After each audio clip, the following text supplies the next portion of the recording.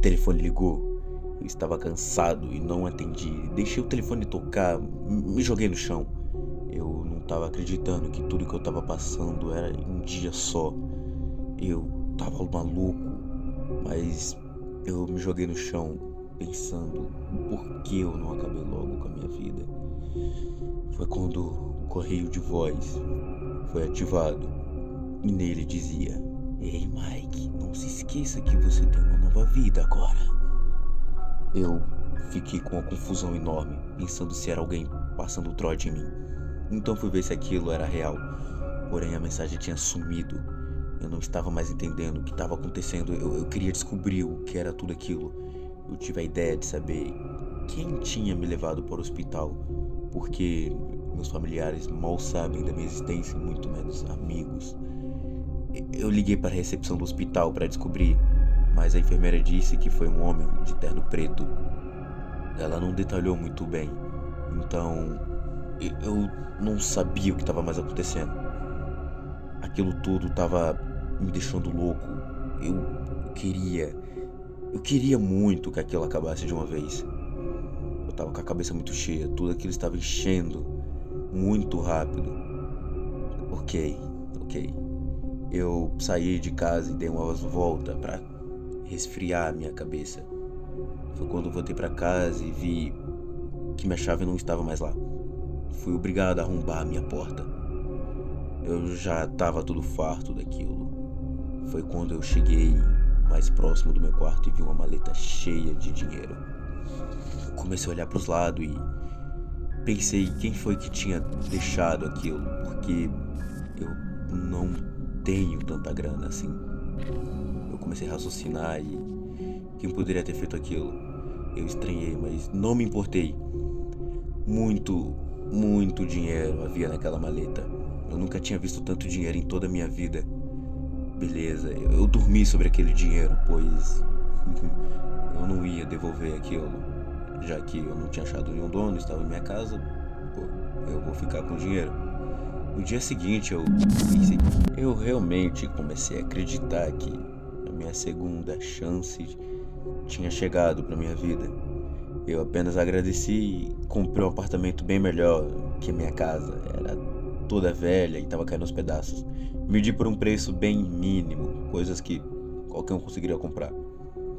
Abri uma loja de ferramentas e em 5 meses já era a loja mais bem sucedida da cidade. Eu vendia muito. Não contei para vocês, eu moro em uma cidade pequena e aqui todos trabalham à mão e isso foi uma oportunidade para mim. Comecei a trabalhar em empresas pequenas. Vários meses depois a minha cidade já ficou muito conhecida. Atraía vários turistas. Os meus familiares começaram a se aproximar mais de mim. Criei vários amigos e tive uma vida muito bem sucedida por 6 anos. Eu tive um filho e minha esposa me amava muito. Eu era conhecido por muitas empresas famosas, coisa que era bem difícil acontecer na minha cidade. Em uma manhã eu estava arrumando meu filho para ir para a escola. Notei que a sua mochila havia um papel. Eu peguei e perguntei: o que é isso que você tem guardado aqui? Ele não soube responder, disse que não era dele. E estava escrito: "Está aproveitando, Mike?" Eu não sabia quem tinha feito aquela pegadinha, mas não me agradou. Eu fui perguntar para minha esposa, ela disse que não tinha sido ela, mas me falou que poderia ter sido meu tio, já que ele gosta de pregar peças. Ele falou para mim esquecer e levar o filho para a escola. Então eu fiz. Esperei ele com o ônibus junto e o ônibus demorou para chegar. Então, finalmente chegou, eu me despedi do meu filho, dei um beijo em sua testa e falei: "Tenha uma boa aula." Cheguei em casa e a minha esposa veio até mim, me entregou uma carta e dizia ser para mim. Eu hesitei em abrir um pouco. Eu já estava cansado e queria logo resolver alguns problemas. Ela disse que era uma carta urgente.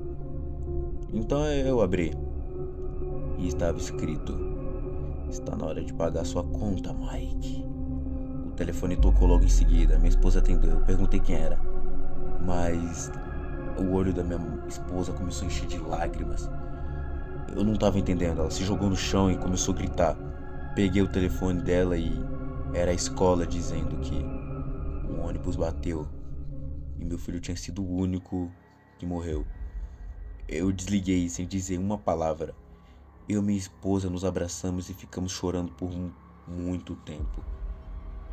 Eu realmente fiquei quebrado com aquilo.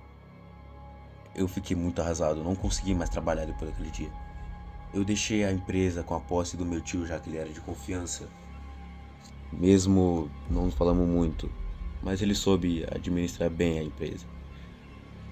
Então, se passou meses depois daquilo. Era fim de ano e eu voltei para ver como essas coisas estavam indo.